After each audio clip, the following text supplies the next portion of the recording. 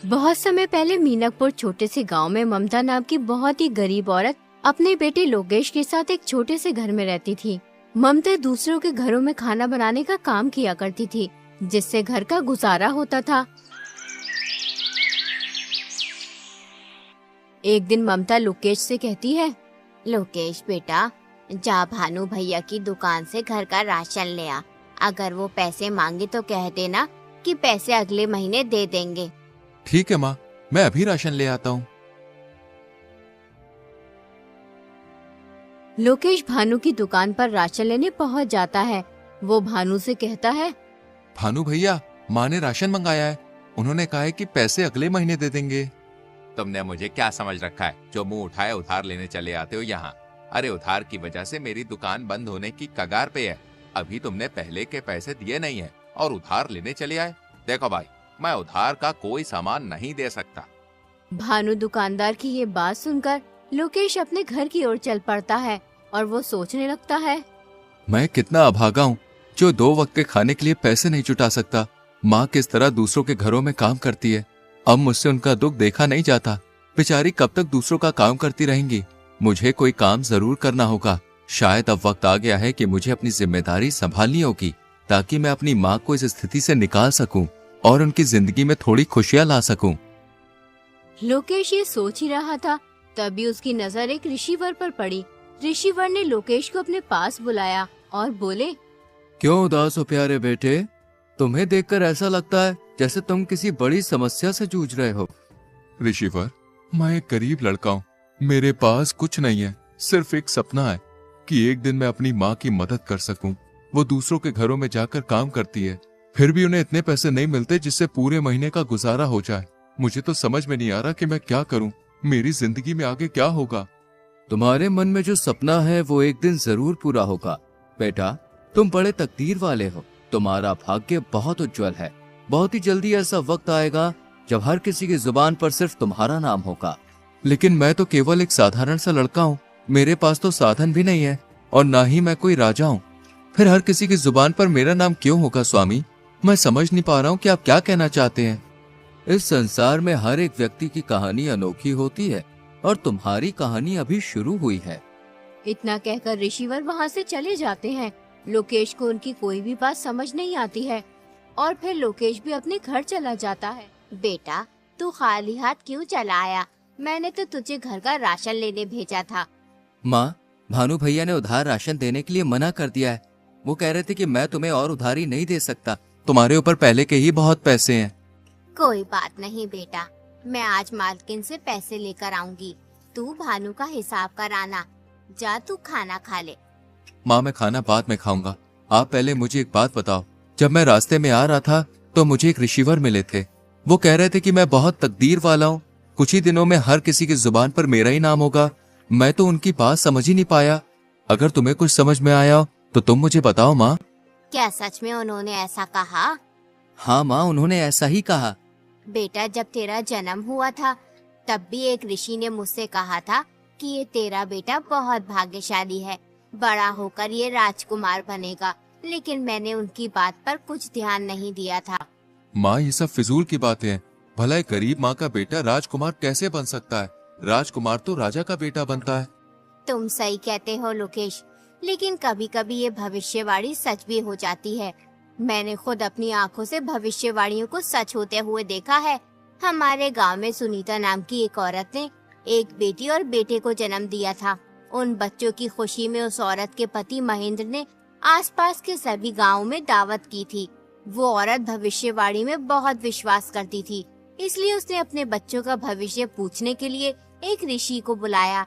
उस ऋषि ने उससे कहा, मैं तुम्हें इन बच्चों का भविष्य नहीं बता सकता और तुम्हारे लिए भी यही बेहतर होगा कि तुम कभी भी इन बच्चों का भविष्य जानने की कोशिश मत करना, वरना तुम्हारा ये खुशहाल जीवन पल भर में दुख में बदल जाएगा।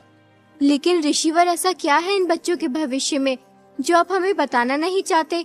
हमने तो ऐसा कोई पाप नहीं किया है जिसकी सजा इन बच्चों को मिले। कितनी दुआओं के बाद ईश्वर ने हमें ये 2 जुड़वा बच्चे दिए हैं। कृपया करके आप मुझे बताएं, इन बच्चों के भविष्य में क्या लिखा है? ठीक है, अगर तुम अपने बच्चों का भविष्य जानना चाहती हो तो सुनो। तुम्हारा ये बेटा बड़ा होकर अपनी जुड़वा बहन से शादी करेगा। ऋषि की ये बात सुनकर सुनीता के होश उड़ गए। ऐसा कैसे हो सकता है ऋषिवर? भला एक भाई अपनी बहन से कैसे शादी कर सकता है? मैं ये भविष्यवाणी नहीं मानता। तुम झूठ बोल रहे हो। मैं आपकी बातों पर विश्वास नहीं कर सकता। अगर बेटा तुम्हें मेरी बातों पर विश्वास नहीं तो कोई बात नहीं, जब समय आएगा तो तुम सब खुद देख लोगे। इतना कहकर ऋषिवर वहाँ से चले जाते हैं।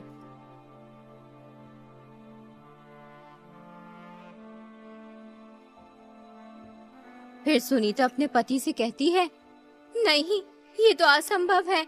मेरे बच्चे आपस में विवाह नहीं कर सकते। चाहे कुछ भी हो जाए, मैं ऐसा नहीं होने दूंगी।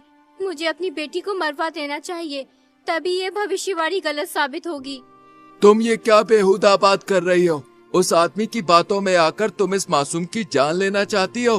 कितने वर्षों बाद ईश्वर ने हमें औलाद का सुख दिया और तुम कह रही हो कि हम इस मासूम बच्ची को मरवा दें? मैं ऐसा नहीं करना चाहती, लेकिन हमें इन भविष्यवाणियों को हल्के में नहीं लेना चाहिए, क्योंकि ये भविष्यवाणियाँ मेरे जीवन में एक महत्वपूर्ण भूमिका निभाती आई हैं। कई बार ऐसा हुआ है जब मैंने इनकी अनदेखी की है तो मुझे इसका नुकसान उठाना पड़ा। हमें इन भविष्यवाणियों को गंभीरता से लेना चाहिए, क्योंकि ये सिर्फ शब्द नहीं है बल्कि हमारे भविष्य के संकेत हैं। इसलिए इस भविष्यवाणी को नजरअंदाज करना हमारे लिए सही नहीं होगा। देखो सुनीता, हमें समझदारी से सोच समझकर ही कोई कदम उठाना चाहिए। बताओ अब हमें क्या करना होगा? तुम इस बच्चे को कहीं दूर ले जाकर मार दो। हमें ना चाहते हुए भी ऐसा करना ही होगा। इसी में हमारी भलाई है। अगर भविष्यवाणी सच हो गई तो अनर्थ हो जाएगा। ठीक है, जो आज तक किसी ने नहीं किया वो मैं करूँगा। अपने ही हाथों से अपनी बच्ची की जान लूंगा। तुम इस बच्ची को किसी कपड़े में लपेट दो जिससे मुझ पर किसी को शक ना हो।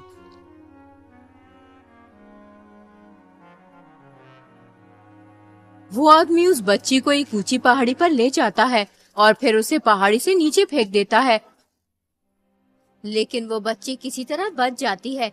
एक अमीर आदमी उस जगह से गुजर रहा होता है, तभी उसकी नजर उस बच्ची पर पड़ती है। अरे वाह, कितनी प्यारी बच्ची है। लेकिन ये बच्ची इस जंगल में क्या कर रही है? इसे यहाँ पर कौन छोड़कर गया होगा? मुझे इसे अपने साथ लेके जाना चाहिए, वरना इसे कोई जंगली जानवर खा जाएगा। वो अमीर आदमी उस बच्ची को अपने घर ले जाता है। अरे कहाँ हो भाग्यवान, जरा जल्दी इधर आओ। ये देखो मेरे साथ कौन आया है। अरे ये किसका बच्चा उठा लाए हैं आप? मैं क्या तुम्हें कोई बच्चा उठाने वाला दिखाई देता हूँ? अरे नहीं, मेरा मतलब वो नहीं जो आप समझ रहे हैं। मेरे कहने का मतलब ये है कि तुम्हें ये बच्चा कहाँ से मिला? ये नन्ही परी मुझे पहाड़ियों वाले जंगल में मिली है। पता नहीं इसे वहाँ पर कौन छोड़ के गया था। मुझे इस बच्ची पर दया आई और मैं उसे उठा के ले आया। ये तुमने बहुत अच्छा किया जिस बच्ची को अपने साथ ले आए। देखो ये बच्ची कितनी सुंदर है, देखने में बिल्कुल चांद का टुकड़ा लग रही है। आज से ये बच्ची हमारे परिवार का हिस्सा है। हम इसे भी अपने बेटे सुहन की तरह ही पालेंगे। अब से हमारे एक नहीं बल्कि 2 बच्चे हैं। यूं ही कई वर्ष बीत जाते हैं। अब वो दोनों भाई बहन बड़े हो चुके होते हैं। अपने बेटे को जवान होता देख सुनीता और उसका पति बहुत खुश होते हैं कि भविष्यवाणी गलत साबित हुई, लेकिन होना तो वही था जो तकदीर में लिखा था।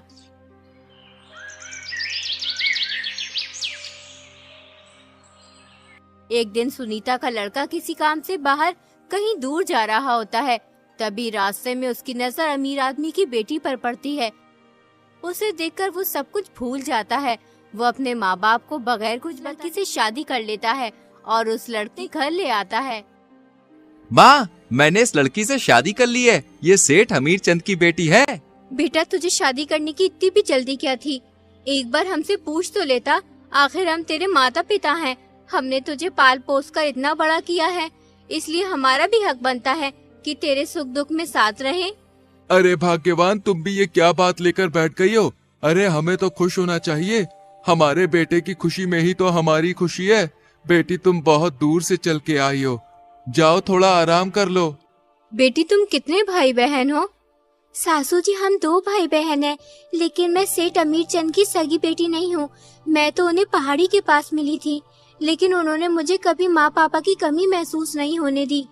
अपने बेटे की बहू के मुंह से ये बात सुनकर सुनीता सब समझ जाती है कि ये लड़की हमारी बेटी है। वो इस बात को अपने पति महेंद्र को भी बताती है कि भविष्यवाणी सच साबित हुई। ये बात किसी तरह सुनीता के बेटे को भी पता चल जाती है कि जिस लड़की से उसने शादी की है वो उसकी सगी बहन है, इसलिए वो अपनी जान ले लेता है और फिर वो लड़की भी मर जाती है। ये तो बहुत बुरा हुआ। इस बात को सुनकर मुझे पूरा विश्वास हो गया कि भविष्यवाणियां सच होती हैं। हमें इन्हें हल्के में नहीं लेना चाहिए। हाँ बेटा, मैं तुझे यही समझा रही थी कि इन भविष्यवाणियों को झूठ समझने की कोशिश मत करना। इसका मतलब वो ऋषिवर सच कह रहे थे कि मेरे मन में जो सपना है वो एक दिन जरूर पूरा होगा और बहुत जल्दी मेरा भाग्य उज्जवल होगा। उसके बाद हर किसी की जुबान पर सिर्फ मेरा नाम होगा। जिस राज्य में लोकेश रहता था उस राज्य का राजा सूरजमहल बहुत ही शांतिप्रिय और दयालु था। उसके शासन में सभी खुश रहते थे। प्रजा भी राजा को बेहद पसंद करती थी। हर कोई गर्व महसूस करता था कि वे ऐसे राज्य में रहते हैं जहां एक शांतिप्रिय और समझदार राजा शासन कर रहा है। राजा के राज्य की इस उचित व्यवस्था के पीछे जिस आदमी का हाथ था वो थे उनके सबसे प्रिय सलाहकार रघुवीर सिंह। रघुवीर सिंह के रहते राजा को कभी कोई दिक्कत महसूस नहीं हुई, लेकिन अचानक एक दिन रघुवीर सिंह की मृत्यु हो गई। इससे राजा को बहुत दुख हुआ। अब उनके प्रमुख सलाहकार का पद खाली पड़ा था। वो चाहते थे कि पूरे राज्य में सबसे बुद्धिमान और जवान आदमी को ये पद मिले, इसलिए वो अपने मंत्री से कहते हैं, पूरे राज्य में घोषणा करवा दो कि जो भी व्यक्ति राजा की 3 पहेलियों का सही जवाब देगा उसे राजा 1000 सोने के सिक्के और अपना प्रमुख सलाहकार नियुक्त करेंगे। अगले ही दिन मंत्री ढिंडोरची को घोषणा करवाने के लिए भेज देते हैं। सुनो ए लोगों, महाराज सूरजमल का ताजा फरमान जरा गौर से सुनो। महाराज के सबसे प्रिय सलाहकार रघुवीर सिंह की अचानक मृत्यु हो गई है, इसलिए अब उनका पद खाली है। जो भी व्यक्ति महाराज की 3 पहेलियों का सही जवाब देगा उसे महाराज 1000 सोने के सिक्के और अपना प्रमुख सलाहकार नियुक्त करेंगे। कौन जाने अब हमारे मुल्क का क्या होगा। क्यों बाबा, कोई आफत आ गई है सलाहकार की मृत्यु होने से? बेटा, आफत तो कुछ नहीं आई। रघुवीर सिंह बहुत ही अच्छा इंसान था। ईश्वर अच्छे इंसान को जल्द ही अपने पास बुला लेता है। बेचारा हमेशा प्रजा की भलाई चाहता था। मैंने कितने ही सलाहकारों को बदलते देखा है, मगर यकीन मानो रघुवीर सिंह जैसा कोई नहीं था। वो हमेशा गरीब मजलूम लोगों के हित में ही सोचता था। पता नहीं अब राजा का नया सलाहकार कौन बनेगा जो हम जैसे गरीबों के बारे में सोचेगा। अगले ही दिन राजमहल में बहुत से आदमी जाते हैं, लेकिन कोई भी राजा की पहेलियों का जवाब नहीं दे पाता है। यूं ही 3 दिन गुजर जाते हैं।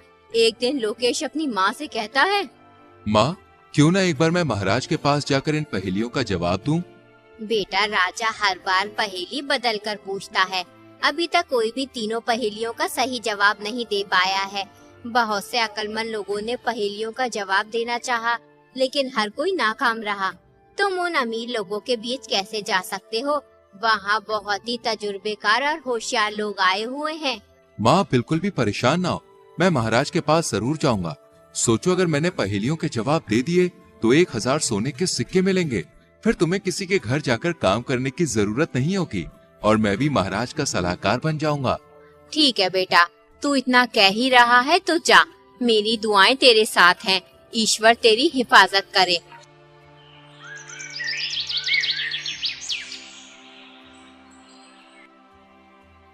अगले दिन लोकेश राजमहल पहुंच जाता है। महाराज उससे पूछते हैं, तुम यहाँ किस लिए आए हो? महाराज, मैं यहाँ आपकी पहेलियों का जवाब देने आया हूँ। अभी तक कोई भी मेरी पहेलियों का जवाब दे नहीं पाया। तुम समझदार लगते हो, जवान भी हो, शायद तुम मेरी पहेलियों का जवाब दे सकते हो। जैसा कि तुम शर्त जानते ही हो, जो भी पहेलियों का सही जवाब देगा वो मेरा सलाहकार बनेगा और उसे इनाम में 1000 सोने के सिक्के दिए जाएंगे। ठीक है महाराज, मैं आपकी पहेलियों का जवाब देने के लिए तैयार हूँ। तो बताओ, तुम्हारे अनुसार सबसे बड़ा धन क्या है? महाराज, सबसे बड़ा धन संतोष है। जब मन शांत होता है तो इंसान सबसे अमीर होता है। बहुत खूब, अब दूसरे सवाल का जवाब दो। जीवन में सबसे बड़ा ज्ञान क्या है? महाराज, जीवन में सबसे बड़ा ज्ञान ये है कि खुद को जानना और समझना। जब हम अपने आप को पहचानते हैं तब हम दूसरों को भी समझ पाते हैं। सही उत्तर। अब तीसरा और आखिरी सवाल, सच्ची मित्रता का अर्थ क्या है? महाराज, सच्ची मित्रता वो है जब एक मित्र दूसरे की खुशियों में खुश और दुखों में दुखी होता है, बिना किसी स्वार्थ के। बहुत अच्छे, तुमने तीनों सवालों के सही जवाब दिए हैं। तुम वाकई में बुद्धिमान हो। आज से तुम मेरे सलाहकार हो। मंत्री, इसे 1000 सोने के सिक्के दे दिए जाए। कल से तुम अपना पद संभालोगे। लोकेश 1000 सोने के सिक्के लेकर अपने घर चला जाता है। लोकेश को देखकर ममता बहुत खुश होती है। वो लोकेश से कहती है, बेटा, जब से तू गया है तब से ही मैं तेरे लिए दुआ कर रही थी कि तू कामयाब हो, और ईश्वर ने मेरी दुआ सुन ली। अब हमारी सारी मुसीबतें दूर हो जाएंगी। हाँ माँ, अब तुम्हें किसी भी चीज की चिंता करने की जरूरत नहीं है। आज से तुम्हें दूसरों के घरों पे जाकर काम करने की भी कोई जरूरत नहीं है। बेटा, मेरी पूरी जिंदगी दुख और तकलीफों में कट गई। आज सालों बाद तूने मुझे ये खुशी दिखाई है। अगर आज तेरे पिताजी जिंदा होते तो बहुत खुश होते। पूरे राज्य में ये बात फैल जाती है कि ममता का बेटा राजा का सलाहकार बन गया है। सब बहुत खुश होते हैं क्योंकि लोकेश बहुत ही समझदार और नेक लड़का था। एक दिन लोकेश महल से अपने घर जा रहा होता है। तभी रास्ते में दो भाई एक घोड़ी के बच्चे के ऊपर झगड़ते हुए दिखाई देते हैं। लोकेश उनके पास जाकर बोला, आखिर तुम दोनों लड़ क्यों रहे हो? जिस आदमी को तुम मेरे सामने खड़ा देख रहे हो, ये मेरा बड़ा भाई है। ये एक नंबर का झगड़ालू इंसान है। ईश्वर इसे गारत करे। हमारे पिताजी जो भी छोड़कर मरे थे, हमने उसे आपस में बांट लिया। मेरे हिस्से में घोड़ी आई थी, उस घोड़ी ने एक बच्चा दिया।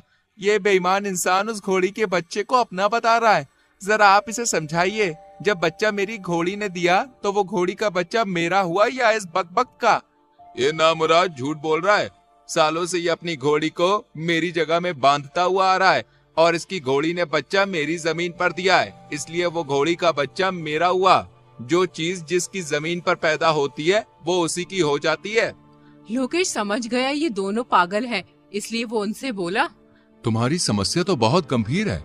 तुम्हें राजा के पास जाना चाहिए, वो ही तुम्हारा फैसला कर सकते हैं। तुम सही कह रहे हो, हमें राजा के पास जाना चाहिए, वरना ये झगड़ालू इंसान कुछ उल्टा सीधा न कर बैठे। अगले दिन दोनों भाई राजा के पास पहुंच जाते हैं और राजा को अपनी सारी बात बताते हैं। राजा लोकेश से कहते हैं, इस समस्या का हल तुम करो लोकेश। वो दोनों भाई लोकेश को पहचान लेते हैं, लेकिन राजा के सामने उनकी बोलने की हिम्मत नहीं होती, इसलिए वो चुपचाप खड़े रहते हैं। देखो, जगह से घोड़ी और बच्चे का कुछ भी लेना देना नहीं है। जिसकी घोड़ी है बच्चा भी उसी का है, लेकिन तुम्हें अपने बड़े भाई की जगह में घोड़ी बांधने का हर्जाना देना होगा। तुम्हें उसे एक सोने का सिक्का देना होगा। दोनों भाई लोकेश का फैसला सुनकर खुशी खुशी अपने घर चले जाते हैं।